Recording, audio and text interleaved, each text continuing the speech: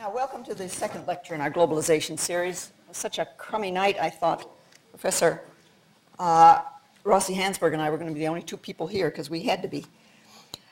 Tonight's speaker, Esteban Rossi Hansberg, received his BA and MA with highest honors from ITAM in Mexico and his PhD from the University of Chicago. He taught at Stanford before joining the economics department and the Woodrow Wilson School here at Princeton in 2005. He's also a research fellow at the National Bureau of Economic Research, where his work is funded by the National Science Foundation. His particular interest in international economics and trade are reflected in numerous publications, honors, and awards, focusing on this aspect of economics. I always look for catchy titles, and I see he's put this one up here. I like It's Not Wine for Cloth Anymore. I thought that was a good one. To help us understand trade in relation to our topic of globalization, he's going to talk with us tonight about the making and exchange of goods and services, the effect of globalization on trade and production. Professor Rossi Hansberg.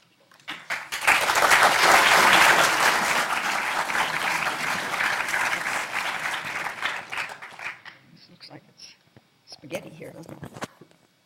There you go. Let's put it on your Hal. Okay. Good.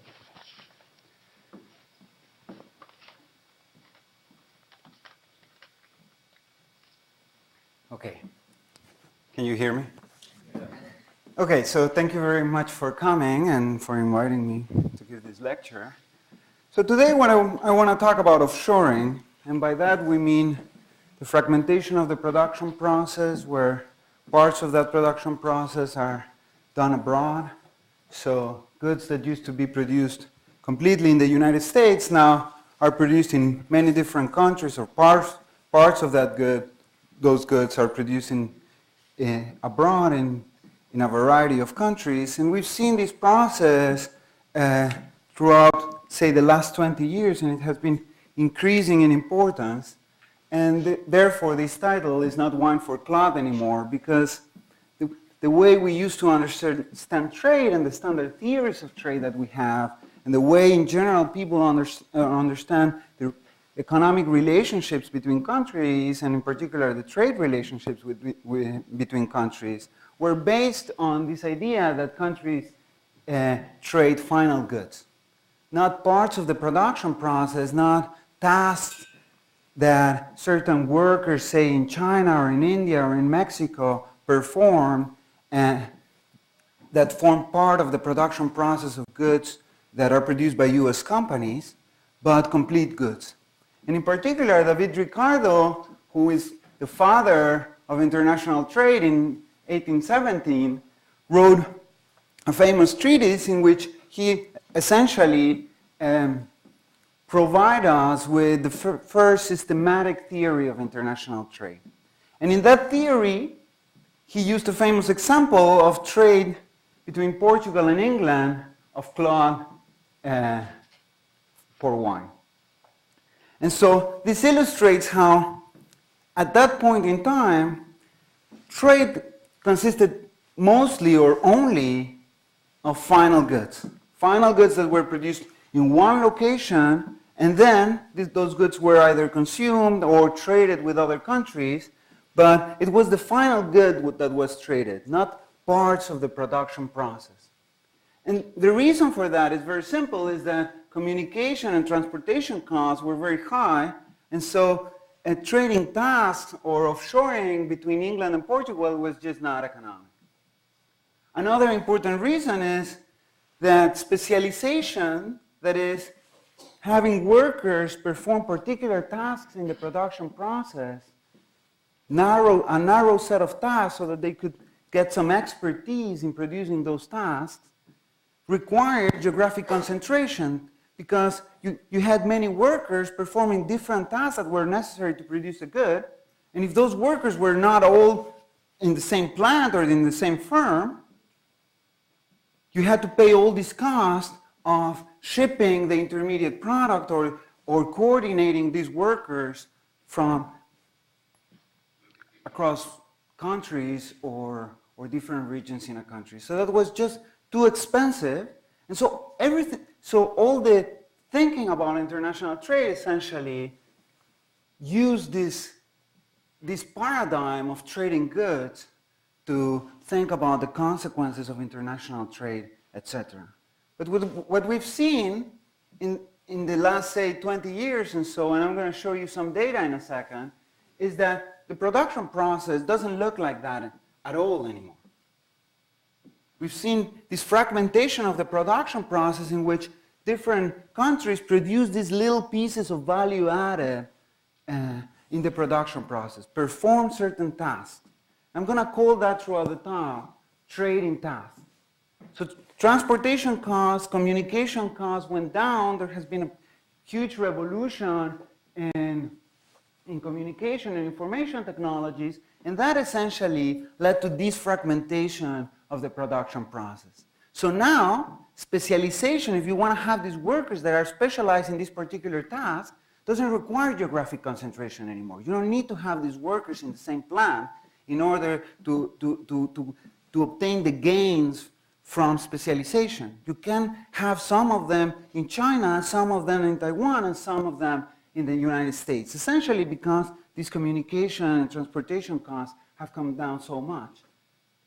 But in order to understand this, we need a new way of thinking about trade. We cannot think in terms of final goods anymore. We need to think about countries trading these little pieces of value added, these tasks. We need to think about these different tasks. We need to think about the cost embedded in trading these tasks and what type of production relationships are going to be formed once you can actually trade these type of tasks. So this is what I'm going to try to do today. I'm going to show you some evidence of this phenomenon, and then I'm going to try to argue that we can actually think about trading tasks and we can get some conclusions about what's the effect of this fragmentation of the production process. In particular, I'm going to try to focus today on the effect that this process is going to have on low-skilled U.S. workers. So this has been a topic of great debate in the media, etc., how offshoring or outsourcing, as the media calls it, of U.S. jobs is hurting the American worker. So I'm going to try to address exactly that issue. Is it really hurting the American worker? And do we have a basis, an argument that says that this will hurt the American worker? Or is this just some unfounded or fears of change? So here are some examples of task trade. I mean, you've all probably heard a lot about it, but here are some particular examples. So a famous one is the Barbie doll that is produced, part of it is in the US, part of it in China. Each part of the doll is essentially produced in a different country. There's another example there of communication chips. Those also are produced in many different countries. Just think about, I mean, one simple way of thinking about it is a US company designing a particular product, then manufacturing that product in China, and then the Chinese firm that manufactures the product ships it to the US, and then a US company has to market it, distribute it, etc. So already we have 3 different components of the production process, some of which are done in the US, some of which are done in other countries. And this happens for manufacturing. There's other examples here. The example of the American car is also a famous one. What you call an American car, a car produced by American companies, is produced actually in lots of places in the world. If you look at the value in the car that is added in the US, that is performed by US, that is added by US workers, or the tasks that are added by US workers, that only accounts to 37% of the car. So the American car is not really an American car in the sense that it's produced in many different locations in the world. And this is also true for service tasks, or for different services. So we all have heard about the call centers, x-rays, diagnosis, tax preparation, even heart surgery in some cases in India. So there's more extreme cases or less extreme cases, but this is all around us. And Blinder, who's a professor here, called this the third industrial revolution because this seems a really important type of phenomenon. Now, so there's this famous book by Tom Friedman, The World is Flat. And in that book, he has a lot of these examples. So if you're interested in a book, I definitely recommend that book. That's a very nice book full of this type of examples. And he discusses the consequences of this type of process. And he argues in that book that the world is flat. That's the title of the book. But if you look at the evidence, the world is not yet flat, in the sense that we do see that countries or regions that are closer to each other trade much more. So there's obviously some transport costs and some communication costs that are still there and that companies have to face and to some extent limit this fragmentation process that we've been observing. So it's important then to think about, when we think about the production process as a continuum of tasks that you have to perform in order to produce the good, what are the tasks that are easy to offshore, that is to produce the bra, and what are the tasks that are hard to offshore? And people in the literature, different authors have classified tasks in a number of ways to illustrate which tasks are hard to offshore or difficult to offshore or costly to offshore, and what tasks are less costly or easy to offshore. So one distinction is codifiable versus tacit information. If you can send to China a particular set of rules of what to do exactly, how to produce the good in a precise way, that can be easily offshored, while if you need some creative thinking in the task, that may be much harder to offshore. Just because there's lots of differences in culture and so on that may be hard to control. So if you want to guarantee a particular quality, offshoring tacit tasks or tasks that require tacit information may be more costly or harder. Routine versus non-routine tasks is another classification. Tasks that are repeated lots of time may be easy to offshore because you can pay the cost to set up an operation where these workers already know exactly how to do them, and that pays off because you have to repeat them a lot of times. While if tasks are non-routine, again, those fixed costs may be more important, and therefore those tasks may be harder to offshore. Tasks delivered electronically versus personally. So there's certain services, for example, that we will never offshore because you need the people that perform them next to you. Right? You need someone in the retail store to help you with buying the product, and you cannot really offshore that. Now, we can think about parts of that could be offshore, having computers there that help you with part of the process, etc. But the whole process will not. There's certain tasks that will not be offshore just because it's so expensive to offshore them. Think about janitorial services, for example. You would need to fly the guy from China here and then fly him back. That's obviously not economic. So there's differences in these tasks. Some can be easily offshore, some cannot. And as information technology and the cost of transportation go down, what we're going to see is more and more tasks being offshored. But some tasks will certainly remain in the developed countries just because it's very costly to offshore them. So the advantages that you get from lower wages in these other countries are not going to pay for the cost of offshore. Okay? So we've seen this flattening of the world, if you will, this fragmentation of the production process where these countries are participating, but we still see these costs, and these costs differ by task. Some tasks are going to be easily offshored, some others will not. So let's look at some evidence of trading tasks before we get into the effects that this will have for the US economy. Now, actually, what I would like to do now is to show you exactly how tasks are being offshored to some other country. Now, I cannot do that. And the reason I cannot do that is that this evidence is not easy to come by at all. Why is that? Well, think about it.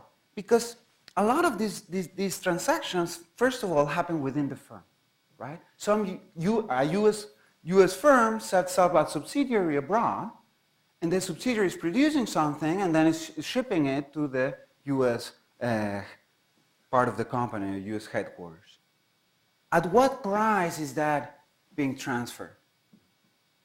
Well, there's a lot of incentives to lower that price, right? So that's already going to distort the data that we have about it. More than that, depending on the particular organizational form that this takes, that is, are you going to have a subsidiary abroad, or are you just going to buy these goods from some Chinese firm?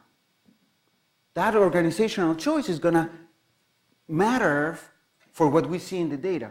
And so to the extent that we cannot control for that, that data is not going to be very informative about the extent of offshoring. So transfer prices, the incentives for firms to change the prices at which they transact within the firm, it's an important issue. Another important issue is that a lot of these transactions just don't involve physical goods. There's no sense in which a Chinese firm is sending chips to the US. It's the US manager that's picking up the phone, is telling the Chinese firm how to produce, how to organize the plant. That just doesn't leave any paper trail. So to the extent that it doesn't, we cannot quantify. We don't have data about those transactions. And then finally, it's just that this fragmentation of the production process requires us to know what part of the value added of a particular good was produced where. And we just don't know that. Whenever a good enters the US border, we know where that good is coming from, we know the value of that good, but we don't know who contributed to produce that good. We know where it's coming from, but that's just the final location where the good was. But most of the value added of that good may actually come from the US, because the US designed that good in the first place. And we don't know that. But that's a key part in this transaction of tasks that I've been talking about.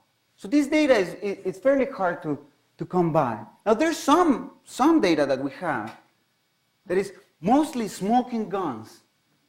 There's a lot of evidence around the issue that we can point to, and I'm going to show you, but it's not direct evidence about the trading task. It's just evidence that seems to suggest that this is happening.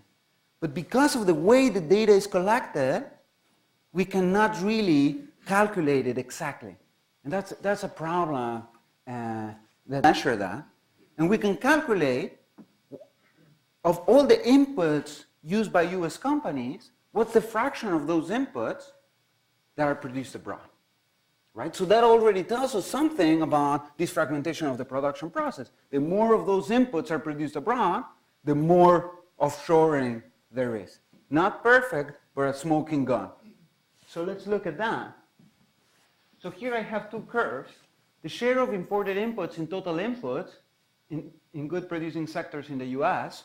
So all the goods, all the sectors in the US that produce goods, you take all those sectors and you look at all the inputs that they purchase in order to produce the goods that they produce, and you calculate what's the share of those inputs that was produced abroad, that was imported. And you can see how the big increase, threefold increase from the 70s. You can calculate the same type of curve, but instead of as a fraction of total inputs, you can calculate it as a fraction of gross output.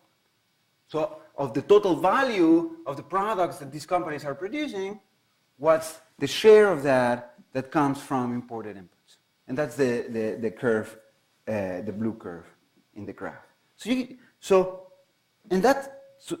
you see a very clear and systematic increase in this number.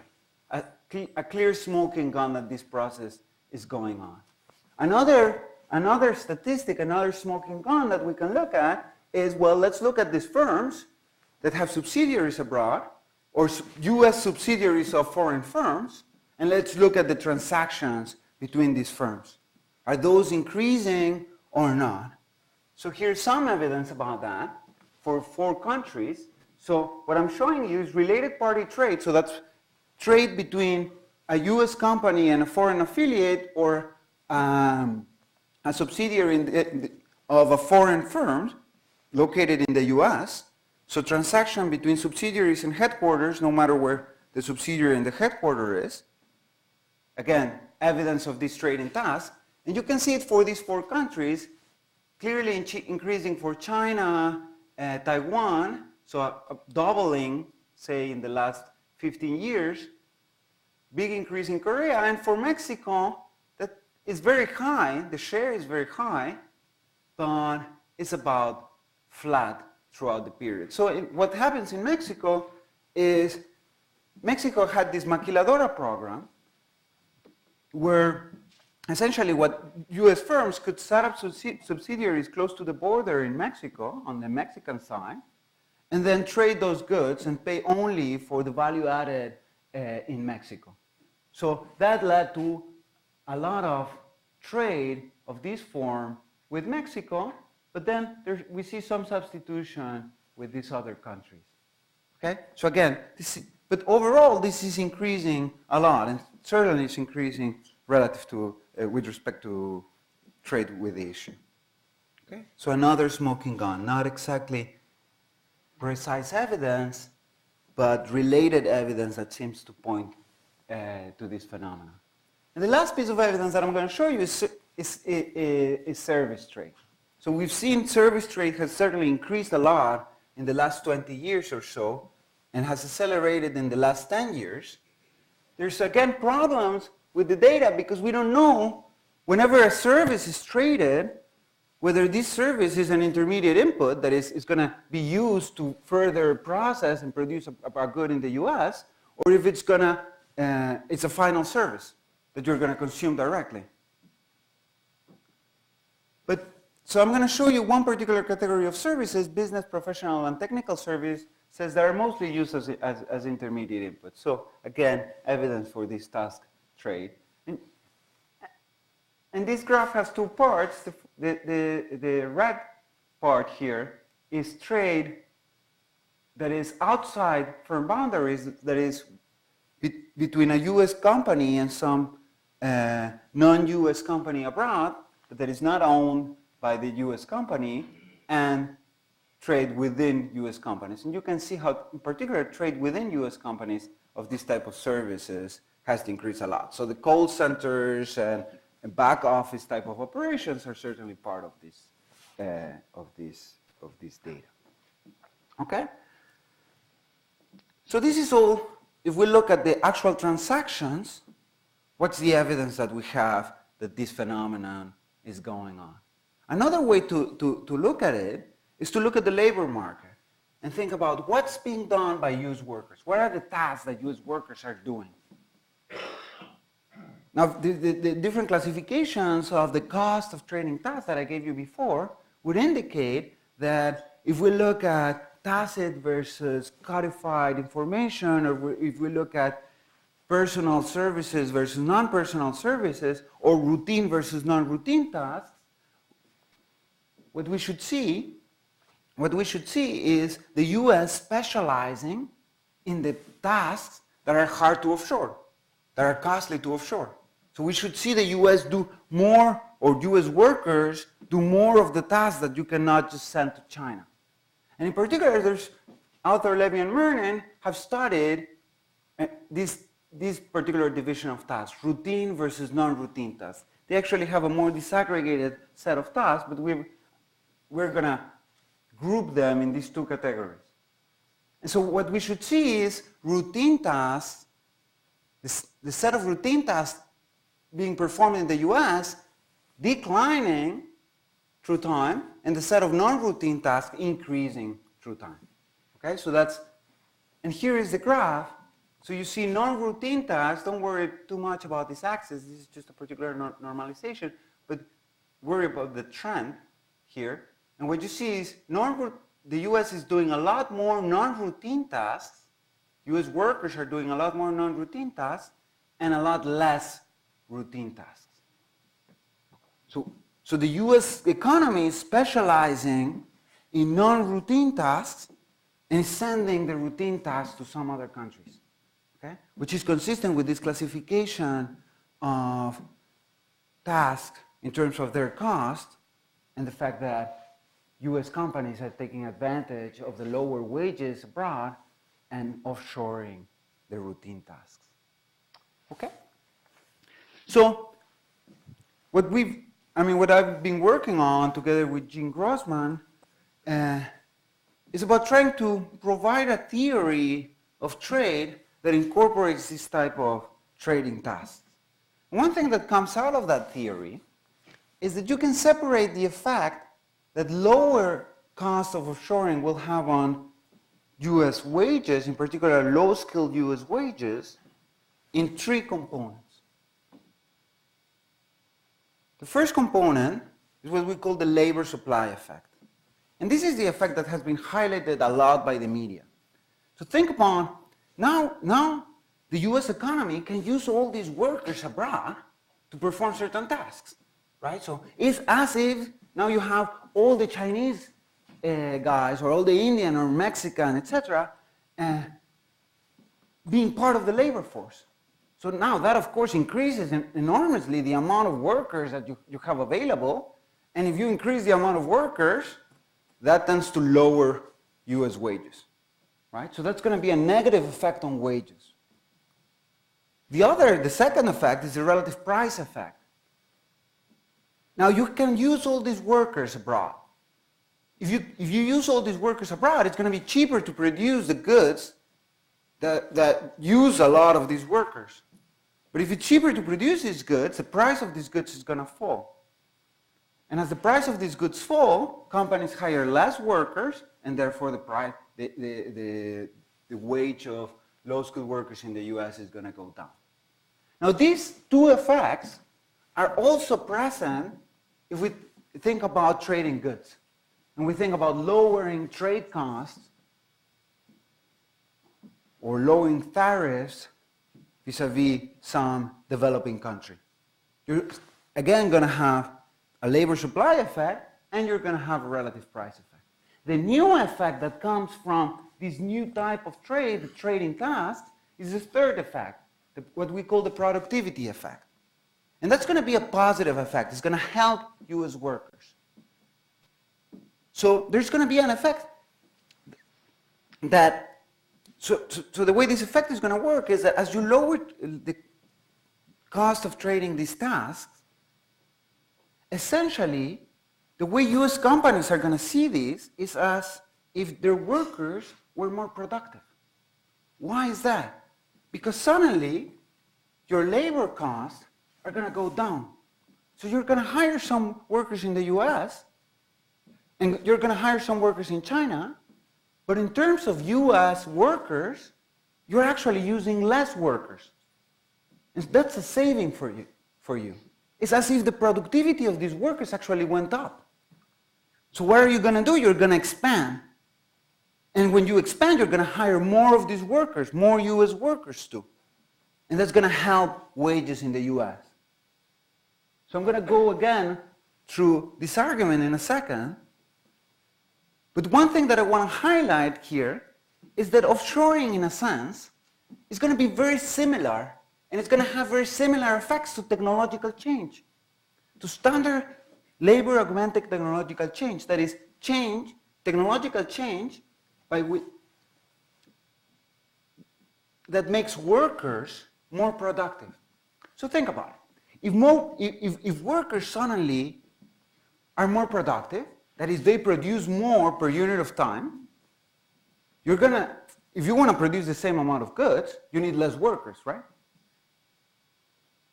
Well, if you need less workers, you're going to hire less of them. That's going to be a negative effect. That's the labor supply effect, right?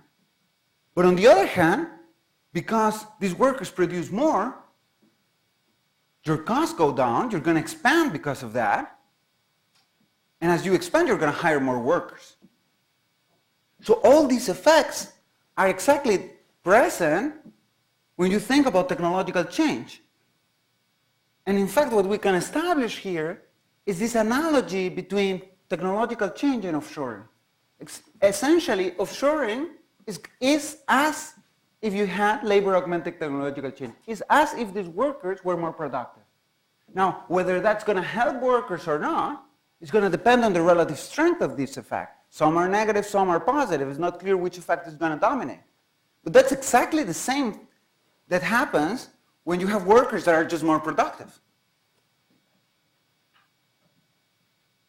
So, if you want to argue, there's a sense in which if you want to argue against offshoring, against sending US jobs abroad, you want to also argue, in order to be consistent, against your workers, US workers becoming more productive. Because the effects are going to be very similar. So let me go through the different effects again. So the productivity effect, that's the new effect that comes from the fact that you're trading these tasks, is you lower the cost of trading tasks, therefore you're going to offshore more tasks, right? More of these tasks are going to be performed abroad. But because of these costs are lower, you're saving on all the costs, on all the tasks that you were already offshoring. So the company is saving in all of the tasks that were already performed by workers abroad. So they're going to gain from this, and how much they gain is going to depend on how many low-skilled workers they use. So firms in industries that use a lot of low-skilled workers are going to gain more than firms in sectors or industries that use just a few low-skilled workers. And so the firms that use the low-skilled workers are going to expand relative to the other firms. That's going to increase the demand for low-skilled workers relative to high-skilled workers, and therefore their wages. And one thing that comes out of this is this effect is present, but this effect is also going to increase the more as you offshore more. So the more of these tasks you send abroad, the stronger this effect. And the more US workers are going to gain from it. Now again, there's different effects. This is not the only effect. This is one of the effects. The other effects are going to go against these workers, right? But there's this new effect that goes in their favor. And essentially, a simple way of understanding it is that it's as if these workers are more productive. So if you're more productive, you earn more. Right? Now there's these other two effects, the relative price effect and the labor supply effect. The relative price effect just comes from the fact that, well, if these firms are expanding, they're going to produce more of these goods. The price of these goods is going to go down.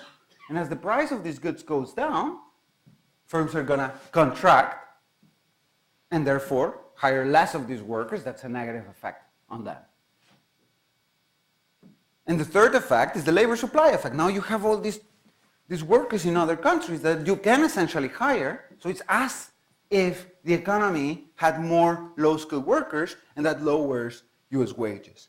So if you connect this with what you hear all the time in the media, say, if you like Lou Dobbs' program or something, then you're gonna recognize this third effect. This is the effect that he talks about all the time, right? Now you're sending these US jobs abroad. We're losing all these jobs relative to China. We're sending them to China. Essentially, the effect of this is as if these Chinese workers now form part of the US economy. Therefore, there's more workers, wages go down. Or there's less jobs. One thing is equivalent to the other. You can think about having more workers, so the Chinese workers now form part of the labor force, or there's less jobs to be performed in the US, and therefore wages have to go down given the amount of workers in the US. But this is only one of the effects. There's the other two effects, and importantly, the productivity effect is going to go in favor of these workers, not against them. Now, so far I've been talking about offshoring this task, and I really didn't make any distinction about what is the industry in which you can offshore. Can you offshore in all industries or in only one, etc.?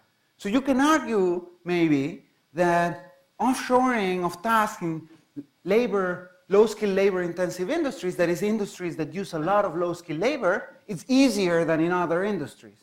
Well, if that's the case, then the productivity effect is going to be even stronger.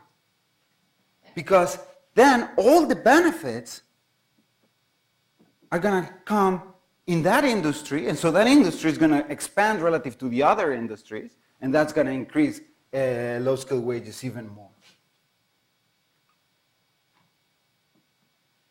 So this has all been about low-skilled wages so far, and offshoring low-skilled tasks. But you can, of course, talk about offshoring high-skilled tasks too. Engineering jobs are going to Russia, because in Russia there's a lot of good engineers, say. And you can use this type of analysis exactly in an analogous way to think about offshoring of high-skilled tasks instead of low-skilled tasks. So if you think about it, the effects are going to be exactly analogous. Now you're going to have a productivity effect for high-skilled workers. So these high-skilled workers are going to benefit from the productivity effect, but are going to be hurt by the relative price effect, by the price of the good that they produce going down, or the price of the service that they produce going down, and are going to be hurt by the negative skill supply effect. The fact that now there's all these engineers in Russia, and that increases the number of engineers, and therefore the price of engineers in the world. Okay? So the analysis is exactly analogous. So this is all theory, right? Now the question is, do we see it in the numbers or not? I mean, when we look at US wages, can we recognize something like the productivity effect, or is all bad news for workers? At the end of the day, this is an empirical question. All the rest are theories that tells us what to look for, but we need to see it in the data in order to verify if what we're saying has some truth to it or not. So what I'm going to do next is I'm going to show you some evidence on US wages. I'm going to do kind of a back-of-envelope calculation that is going to try to do the function that we can exactly quantify. That is, for example, we know that productivity in the US has been going up, and that's going to affect all factor prices. So we have to take that out. We have to control for that. And we can observe the relative price effect because we know at what price the US is trading with its trading partners. So we can control for that other effect. And the remaining two effects are this productivity effect that we're after, and the labor supply effect, the Lou-Dobbs effect, the effect of having a bigger supply of workers, a larger supply of workers. Now there's all these Chinese workers that are stealing our jobs. Okay? So what I'm going to show you is evidence on wages from 1997 to 2004, and I'm going to use a particular class of workers that's blue-collar, low-skill wages. And I'm also going to show you evidence for average blue-collar workers. So these are the lowest skilled workers in the US economy. Blue-collar and the lowest skill. So the BEA classifies, the Bureau of Economic Analysis and the Bureau of Labor Statistics classify workers by the skill level that is required for the occupation they work in. And we know that, and we know what are the wages that they get by this skill classification. I'm going to take the lowest skilled workers because the argument I just made is for low skilled workers. Okay? And there's a couple of things I'm going to do to these wages. The first thing is, well, we know there has been some inflation in the US, so we have to control for that, for the fact that all prices in the US economy are higher, okay? And the purchasing power of wages is in a sense going down. If you receive the same wage for 20 years, now what you can buy with those wages is lower than what you could buy 20 years ago. So we have to control for inflation. That's the first thing I'm going to do. And the second thing I'm going to do is I'm going to control for this general level of technology, what we call total factor productivity, the fact that the whole US economy is becoming more productive, and as the whole US economy is becoming more productive, all factor prices payment to all the different factors of production increases in parallel. And so I'm going to control for those two things. And then I'm going to take those wages and I'm going to take out the part that is due to this relative price effect. The fact that the effect that comes from the price of the products that low-skilled workers produce going down. Okay? The US economy, what the US economy exports, is becoming more expensive relative to what the US economy imports. So these computers are produced in China, and those computers are cheap relative to the services that the US economy is providing or is exchanging with China, say. So that effect is going to hurt low-skilled workers. That's a relative price effect that we talked about. And I can actually measure that. So I can take that out of wages. And the resulting part is going to be this productivity effect combined with the labor supply effect. One effect is positive, the other effect is negative. So if this residual is positive, that means that the productivity effect is actually positive and dominated the labor supply effect, the Lou-Dobbs effect. So the positive effect on wages, if that's the case, then the positive effect of on wages of offshoring dominated the fact that now there's all these workers, extra workers, that you can hire in other countries. Okay, so let's look at wage. So before I do that, these are the terms of trade. So this is the price of exported goods relative to the price of imported goods in the US economy. So if this goes up, that means that what the US is exporting is becoming more expensive relative to what the US is importing. You can see the big increase there. So that excludes oil. So oil is not part of that graph because oil essentially has nothing to do with what we're talking about. Okay? So this has been increasing a lot. And because this has been increasing a lot, this is going to have a negative effect on wages, right? Because the industries that hire a lot of low-skilled workers are producing these goods, are competing with these companies in China that produce the cheap cars or the cheap computers, and so that's going to hurt US workers. Okay, so but I know what this is, so I can control for that, and I can take it out of wages. So here it is. So these are, so I have 4 curves here. The first curve, the yellow one, is the actual nominal wage of low-skilled blue-collar wages workers in the US. Okay, so this is the nominal wage, the wage that they actually receive. The real wage is this green line here. So that's once I take out inflation, you get the green line there. This is, in a sense, a measure of what these workers can buy with their wages. Now, and now I'm going to do the 2 adjustments that I mentioned. I'm going to take the wage in 97, and I'm going to calculate what would be the wage if the only adjustment in low-skilled US wages was because of this general productivity trend, the fact that the US economy is becoming more productive. If that was the only adjustment to wages, then we would get the blue line. Okay? So we can already see that real wages have not kept up with productivity. The US economy is becoming more productive, but US wages are not increasing at the same rate. You can see that because the blue curve is above the green curve. Okay? The blue curve is what would be the wages, the low-skilled wages, what would be the low-skilled wages if wages have kept up with productivity. And now we're going to adjust these wages, and we're going to take out the part that comes from these relative terms of trade effect. The fact that the goods that the US economy is exporting are becoming more expensive than the goods that the US economy is importing. If you take that part out, then you get the black curve.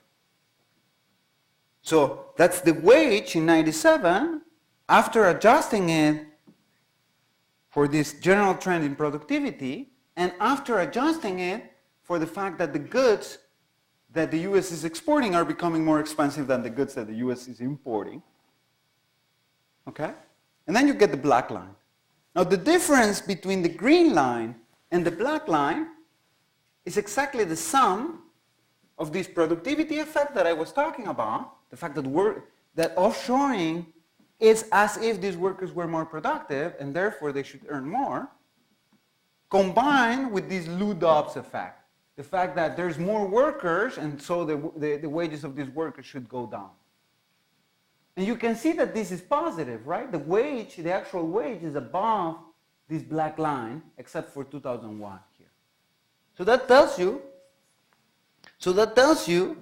that the productivity effect, the increase in wages because these workers are more productive because their companies are offshoring part of the production process to other countries, is dominating this Lou-Dobbs effect that comes from the fact that now you have all these Chinese workers that you can hire. So even though the performance of the wages of low-skilled workers in the United States has not been great by any means, there is certainly evidence that the effect of offshoring has been positive on them, at least the part that is coming from this productivity and this labor supply effects. So that's the case for low-skilled workers in the United States. This is the case for average blue-collar workers. So instead of taking the lowest skilled of all, we take the average skilled blue-collar worker, and you do exactly the same exercise that I just described, then you get this curve, and you can see how this effect is even larger, right? Now it's positive throughout, although very small in 2001. But you see, the theory that or the argument that I made before says the more you offshore, the bigger this effect, the larger this effect. And so to the extent that the US economy is offshoring more and more because these costs are coming down, we should expect this effect to become larger through time. Now, of course, there's other things going on here, right? These countries, say China, is also becoming more productive, etc. So where's all of that? That's going to affect US wages as well. Well, that's all part of these terms of trade effect that I took already out. Okay? Any other effect, any other phenomenon that is part of the globalization process that affects other countries, and through these other countries, the US, is part of the adjustment of the terms of trade effect. So going from the blue line to the black line. So we're taking into account all of these effects already. So the evidence seems to suggest that there is room, even though the performance of the wages of these workers has not been very good, there's certainly some evidence that offshoring has actually helped them, that their wages are not as low as they would be if there was no offshoring or no trading tasks.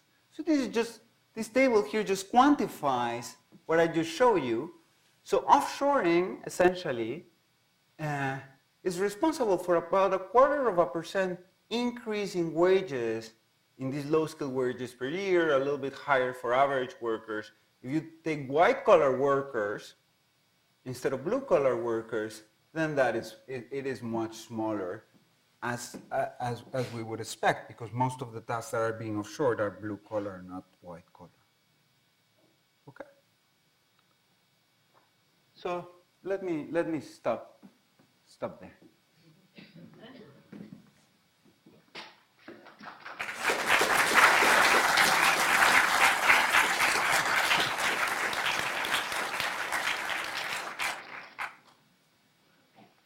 So, okay, questions. What would those charts look like if you were comparing engineering graduates 10 years ago to engineering graduates today, considering the fact that perhaps a larger proportion of the engineering graduates today are no longer doing engineering?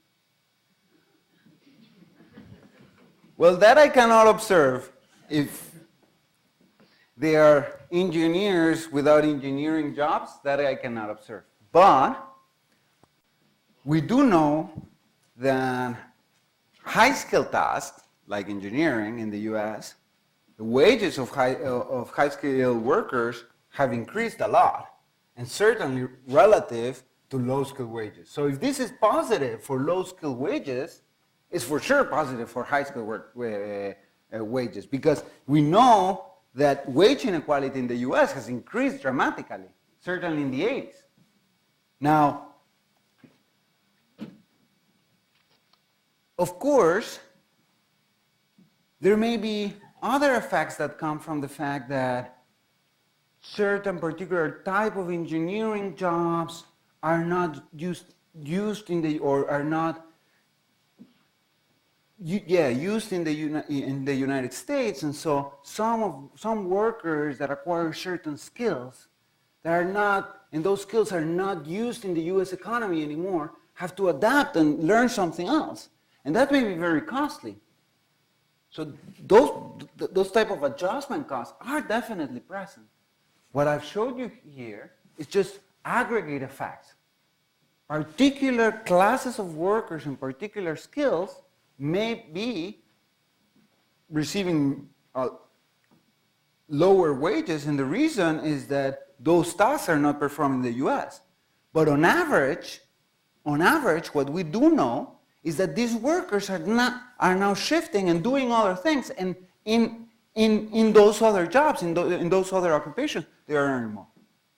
That's the evidence. One thing that I'm concerned about in what you're doing here is a view of where this future lies and what happens. More and more engineers are being generated in the third world. They are acquiring skills. Many of our students in engineering school in America are from the third world. Many of these are starting to get an education in management and engineering technology, and will be going back home to the third world.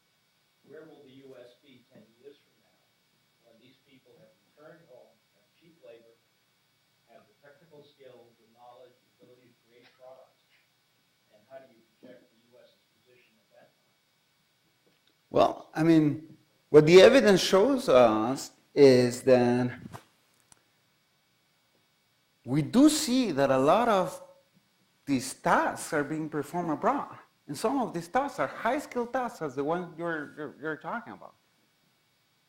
But what I've tried to argue today is that that process doesn't necessarily hurt U.S. workers, because that actually is a benefit for U.S. companies. The fact that they can hire these cheap engineers abroad. Now, if at some point these engineers abroad are not cheap anymore, then this phenomenon is going to stop. So this is only going to go on to the extent that the Chinese engineers are earning less than the U.S. engineers. When the Chinese engineers earn the same as U.S. engineers, of course, no more tasks are going to be sent abroad. Now, while these tasks are being sent abroad, that's going to benefit these workers, because it's going to benefit the firms that they work in. And there's some of these tasks that you cannot send abroad, that are very hard to offshore. And to the extent that there's some of these tasks that are very hard to offshore, then these workers are going to benefit. Don't think about it. It's in general, and this is true every time you think about trade. There's no sense in which trade in goods or tasks or anything really, it's about absolute advantage. It's not about one country dominating the other country overall. Trade is always about comparative advantage. Some things you do better than others, so you're going to specialize in the things that you are good at doing, no matter if you do everything worse than the other country. You're always going to do something. Comparative advantage is what drives trade, not absolute advantage. And so some of these tasks are always going to be done in the US. And what I've tried to show you here is that in the process, US workers are going to benefit from it. Or at least there's some indication that they can benefit from it. questions which are a little technical, but not too technical. Okay. I saw that you said the terms of trade were indicating that the U.S. is actually at an advantage. And everything I've always read that said that we're at a net trade deficit with other countries. You're saying that's not the case? No, no, no. Well, okay, so the U.S. has a very large trade deficit. Okay. That is, the U.S. imports a lot of more goods and services than what it exports. That's definitely true. Right. What I was saying here, with the terms of trade graph here, so let me go there, this graph here, is that the price of the goods that the U.S. is exporting is increasing relative to the price of the goods that the U.S. is importing. Okay, so what the U.S. exports is more expensive than what the U.S. is importing. Now, if the U.S. is importing a lot and exporting very little, that's still going to lead to a deficit, and that's what's happening. Okay, that's what I was wondering. So you're talking about we buy, thousands of sneakers and send one airplane over or something like that. But that airplane is becoming more and more expensive relative to the sneakers. Yeah. Yes. The other question I had, you were indicating that when a company expands, when the cost goes down, they'll expand. And it seems like you had the idea that there's almost sort of unlimited demand, that won't a company run into a sort of natural market limit that you just can't expand because productivity increases. People only want to buy so many iPods or so many sneakers. So with that productivity, you seem to be indicating that productivity is unlimited, and isn't there sort of a market cap on that would There's certainly eliminate the possibility of that necessarily generating an effect? That's the last 200 years has consumed more and more of all these goods, right? Not iPods in particular, but low-skill intensive goods. So if you take a broad definition, which is what we're talking about here, then these particular constraints, which are present at the firm level, definitely, are not really present, or we don't have any evidence that they are in fact present. One of the things that has been occurring in the past decade is that products are increasingly being translated into services. So you used to go out and buy a CD and put it in your hand, or a DVD, and now you download it. So if you take what you said earlier about that things has to be traded, or one of the things that affects it has to be traded, is something like that. How much does that play into your analysis? That in addition to other factors, you have this transition from product to service. Well, that's very important what I'm saying, because when I say the cost of trading this task goes down, I'm thinking about actual cost, the fact that now you can transport goods in containers, while before you didn't have containers, so that's an obvious. Now you don't have to transfer at all. Now you don't have to transfer at all, so that's an even more important decrease in this transport cost. Not because the transport costs themselves have gone down, but because the production process has changed, and that's your example. But that's essentially, I mean, for the analysis that I'm doing here, that's essentially as a decrease in the cost of trading these tasks. Now it's much cheaper because of the because of the change in the production process. So that's one way in which these costs are going down. So before, many of these, I mean, almost all the services and the impact of the internet and in general communication and information technologies has changed a lot of this production process. And that's the way in which these costs are going down. So that's exactly what we are talking about here. So there's some examples of actual obvious reductions in transport costs and communication costs, but there's a lot of other examples where the production techniques or the production process or the good itself is changing, and that's what's lowering the cost. Do you have any data comparing these effects in industries where there is outsourcing versus industries where there is no outsourcing? Or in jobs? For example, something like the McDonald's, people who work there, that doesn't get outsourced versus. Well, you would be surprised. Okay. No, but that's a good. I would love to have that, but that's where all these data problems really come in. You can look at wages across industries, narrowly defined industries, but that's not going to be a very good measure because there's worker mobility across industries. So wages are going to tend to equalize across these industries, no matter where the offshoring is going on. Offshoring may be going on in one industry, but that's going to affect low-skilled workers in general, and some of the workers that were working in another industry is going to transfer to the industry where wages are higher. So wage evidence for very narrowly defined industries is not very good because of worker mobility across industries.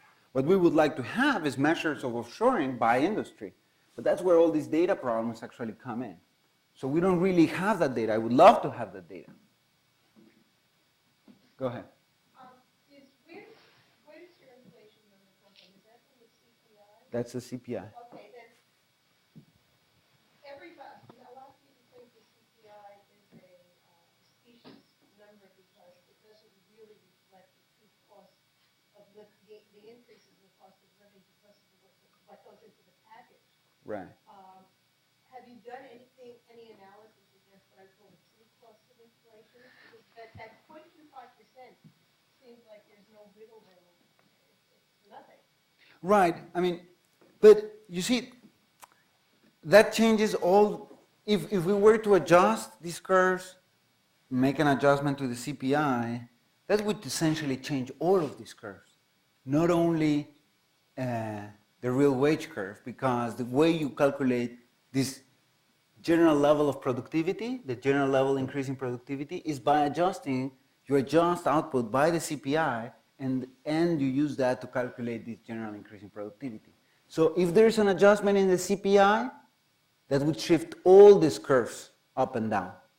So that's not really going to affect the particular calculation that I showed you. I'm thinking particularly the cost of housing for low-income workers.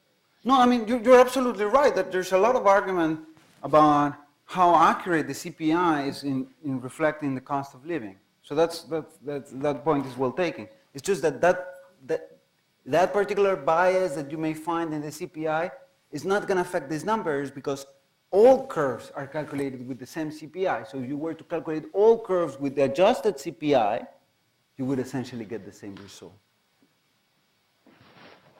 You showed the wage of the dollars per hour, Mm-hmm. and that's when you still have a blue collar job. And so if in fact people don't have blue collar jobs because they had to use service, then you've had a shift from the blue collar sector into downward, basically the amount that labor is getting is low. But you see, that's exactly what I'm calling the labor supply effect. So that effect, the fact that now you have more workers for the same number of jobs, or less jobs for the same number of workers, essentially the same thing, is the labor supply effect that I've been discussing. That's exactly it. You just described it. And and the argument is, the difference between these two wages is the sum of the productivity effect and this labor supply effect. So this is being taken into account, and it's part of this difference.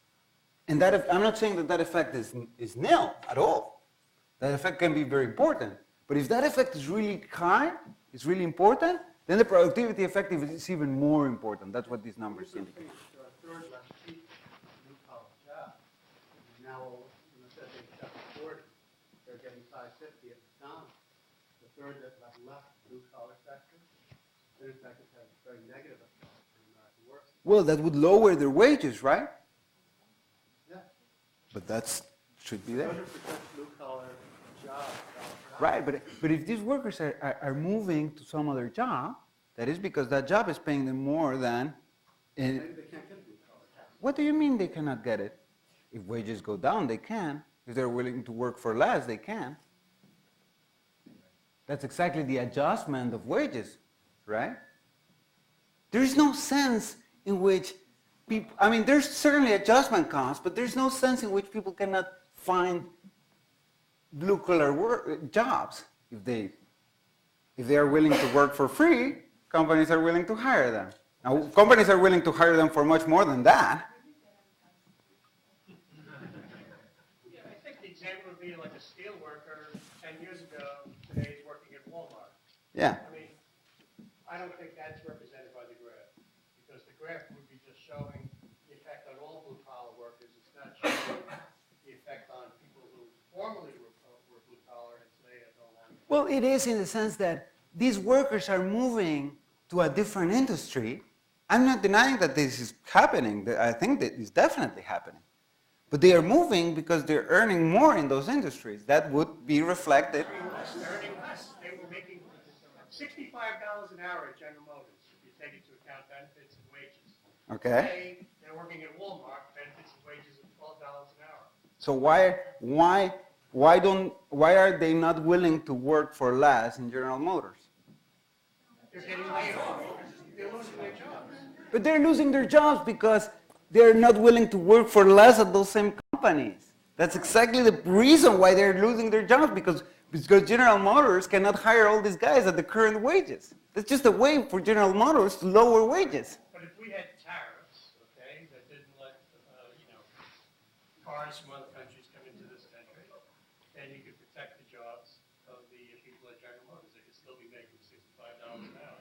Well, but A wealthier base of people who can purchase products of other. But you see, exactly the process that I'm trying to illustrate here is that if you do that, then General Motors is not going to do that well. And that kind of sounds familiar, right? That General Motors is not doing that well. Why? Because they cannot do this, because they have contractual agreements where they cannot do this. Well, they've been going from 30% market share to 60%. Well, that may be another issue, but no, but I mean, it's certainly true that General Motors has a lot of debt in terms of worker contracts that they have to deal with now, and it essentially reflects the fact that they're paying too high wages that are too high relative to what the other companies are paying. I mean, there's no way around that. Let me ask you to do a couple of things very briefly, because I know we're getting there. Okay. Define productivity. Okay. And second of all, go through that productivity factor again. The reason I'm asking is because it seems to me that in the limit, when all jobs go to China, the non-existent American worker is going to become infinitely productive.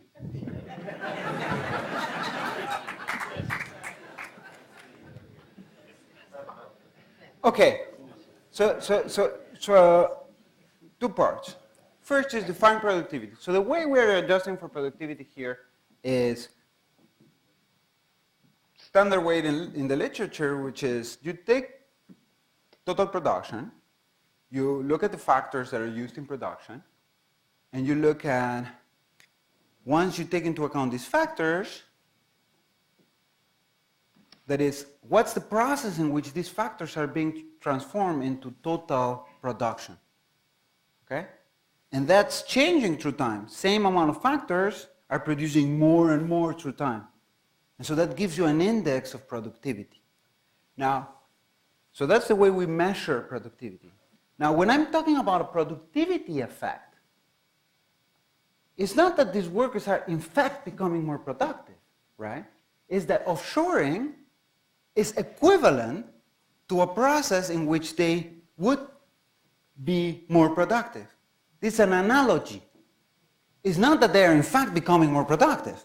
It's that the way the economy looks when you have offshoring is as if these workers were more productive. Now, you ask the question, well, but what happens in the limit, right? As we increase the amount of offshoring, if this phenomenon keeps going on, these workers are going to, the workers that remain in the United States are going to be more and more, will be as if they are more and more productive, okay? But there will be no jobs. I guess that's your. But you see, that's not the way to think about it. No. And the reason that this is not the way to think about it is that wages are adjusting so that people in the U.S. have jobs. And if wages go down, right, then these tasks are not going to be offshore. So what you're telling me is, well, as we move and change the set of tasks that are being done in the United States, more tasks are being done abroad, wages abroad are going to change, wages in the United States are going to change, and are going to change in a way that people in the US still have jobs. One example. We have seen this phenomenon going on for 20 years, right? I've showed you this evidence that says this phenomenon is going on for 20 years, but US unemployment is not increasing and has not been increasing for 20 years at all. Our income is not as high as it was. Income is, well, here you have. These are the lowest skilled workers in the United States. Now, let's look at the average worker. Well, there you go. Average. For white collar, if I show you the average white collar worker, that has been increasing much more. So this goes against me, not in favor of my argument. These are the guys that get the lowest wages in the U.S. economy, not the highest or the average or anything. These are the lowest paid workers in the United States economy. That's what the data says. What do you think about the concept of living wage? Now we're getting into a different topic, I see. A living wage. You see, the problem I see is the following.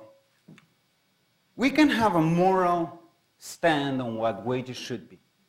And we can agree on what that standard is and what would be a living wage, a wage where people can buy everything they need and so on. And morally, I would love for everyone to get that wage, as much as you. But what I think is the following. What I think is, if you set these limits, what's going to happen is that some people are going to get jobs, some others won't at that wage. And the ones that don't are going to be worse off, right? So when you set a limit on wages, essentially what you're saying is, let's have a lottery. Some guys are going to get the jobs, some others won't. The guys that get the jobs are going to be fine because they get the living wages, but the ones that don't are not going to be fine. So what I'm for is, let's not have a lottery. Let's have everyone receive a wage, the wage that the economy can pay. And hopefully, the economy is going to progress so that everyone gets a living wage. And that's certainly what has happened in the United States. Most people get a pretty good wage in the United States. I'm wondering how sensitive the result is to exchange rates, specifically China suppressing the exchange rate of the yuan. In other words, if China let the yuan float, how would that look? Well, okay, so exchange rate policy in China,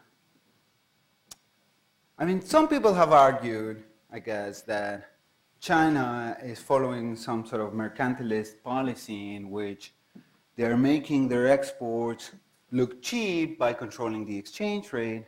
And that, of course, leads to the US buying more of their goods, but then buying less of US products.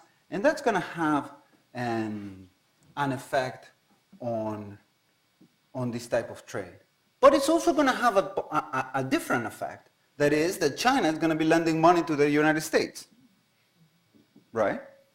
So to the extent that the Chinese are lending money, the US is buying from the Chinese, well, that sounds like a fair deal to me. Now, you can argue differently. You can argue, well, but this is going to be reversed in the future. And when it's reversed, someone is going to feel the pain. But, so then we're talking about, well, what happens when it reverses? Then the US is going to be exporting more goods, importing less, and China is going to lend less money to the United States. That's, of course, going to imply a depreciation of the dollar. But apart from that, nothing very dramatic. Now, that can have dramatic consequences if, for example, China at some particular point, now we're talking about a different topic, but China at a particular point stops lending to the United States. But why would they do that? there's no reason for them to do that at all. If at some point they stop lending to the United States and the US exchange rate goes down, they lose a lot of money because they hold a lot of US assets. It's not in their interest at all. So it's not in the interest of any of these parties for there to be a very dramatic adjustment in the US exchange rate.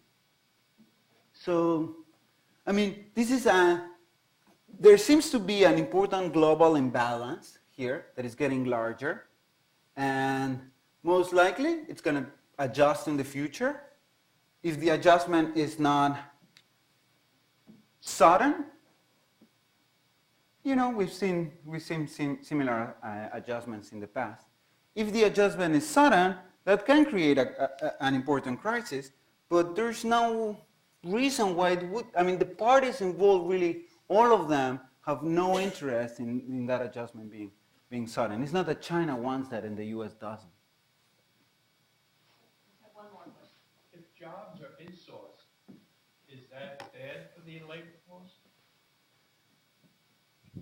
Well, in order for jobs to be insourced, then you would need to have, for that particular job, wages in the. It's going to hurt U.S. workers definitely, but let's make sure that we understand what that means. If because of the process of offshoring, some U.S. companies expand and increase their labor force, that doesn't mean that they're insourcing. That just means that they are expanding because of this phenomenon. That's definitely taken into account here. Now, if wages in Europe are higher than wages in the United States, and so the United States is getting some of the tasks that used to be performed in Europe, that's going to have exactly the opposite effects than what I showed you, definitely. Or that's what this analysis would say. But the countries that have